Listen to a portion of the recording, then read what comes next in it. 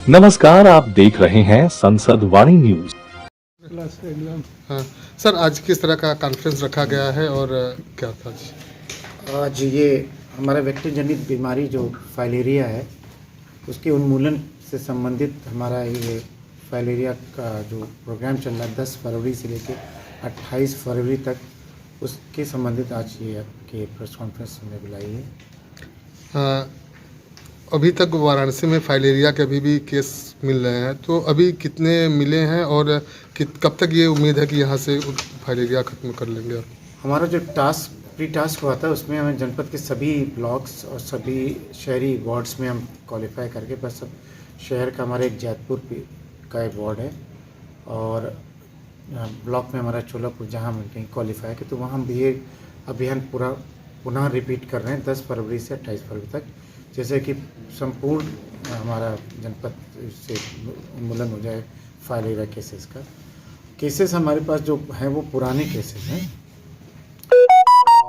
जिनको लिम्फेडेनोपैथिक स्टेज में हैं, तो उनको भी टेकअप कर रहे हैं, उनको भी नियमित रूप से दवाइयाँ दे रहे हैं, उनका सहयोग कर रहे हैं। आगे अब कोई नया केस इस तरह इस मार्च से ना हमें मिलने को मिले। क्या क्या लक्षण होता है फाइलेरिया का? ये लक्षण जो होते हैं 15 साल 10 साल के बाद ही नज़र आते हैं। जैसे आपने सुना होगा हाइड्रोसील होता है, हाथी पाँव होता है, ये कॉमन चीज़ें हैं। यही इसके लक्षण या मर्ज को ज़्यादा मिलते हैं, और इससे अगर किसी को होता तो वो डिसेबल हो जाते हैं या ये उनके अपने दैनिक कार्य करने में असमर्थ होता है और धीरे धीरे उनके ये और भी नुकसान होता जाता है।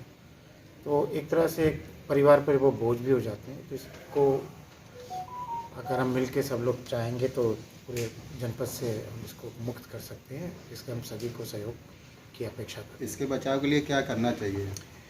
वैसे तो ये वेक्टर जनित बीमारी है और हर वेक्टर जनित बीमारी के लिए कोशिश करनी चाहिए कि मच्छरों का प्रजनन को ज़्यादा ना होने दे या मच्छरों का प्रजनन होने ना दें।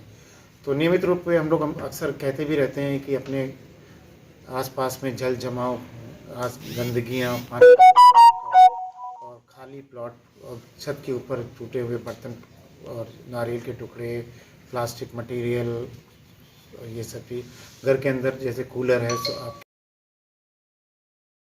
चांसेस रहते, जिसके लिए नियमित रूप से संचारी रोग प्रोग्राम हमारा वर्ष में 3 बार होता भी है। और अब देखने को भी आपको मिल रहा है कि पहले अगर आज देखा जाए तो पिछले 2017 से जब से माननीय मुख्यमंत्री जी ने इसको अपने एक नियमित में प्रोग्राम रखा है, तो वेक्टर जनित बीमारियों की संख्या भी बहुत कम हुई है। आप जापानीज एन्सेफेलाइटिस और अलग बीमारी है जो पूरा घर पूरा मोहल्ले को नुकसान करती है, अब वो देखने को ही नहीं मिलती।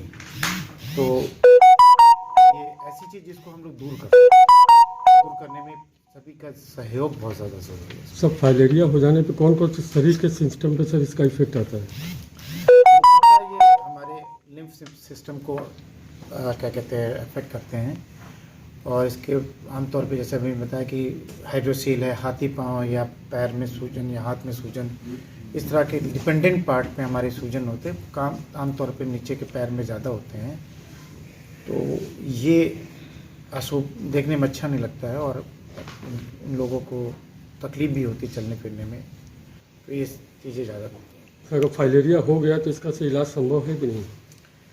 देखिए, अगर हम लिम्फेडेनोपैथिक स्टेज पर पहुंच जाते हैं तो उससे पहले तो हम इसको अगर नियमित इलाज करें तो ठीक है, लेकिन आजकल कई पद्धतियों में इसके इलाज उनकी मॉर्बिडिटी कम करने के लिए है।